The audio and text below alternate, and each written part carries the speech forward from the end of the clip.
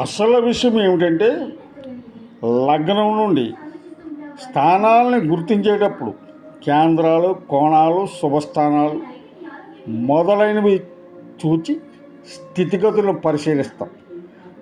కానీ ఇందులో ఈ కోణాలని అంటే 1, 5, 9 స్థానాలని లక్ష్మీ స్థానాలుగా గుర్తిస్తున్నాం.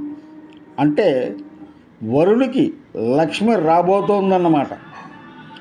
అట్లాగే వరుని లేదా వధువు యొక్క జన్మలగ్నం నుండి కానీ చంద్రలగ్నం నుండి కానీ రెండిట్లో చంద్రలగ్నం కానీ జన్మలగ్నం కానీ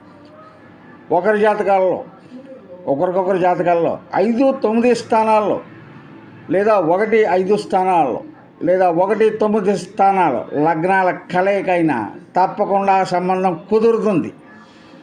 ఒకప్పుడు కట్నం కూడా పని లేకనే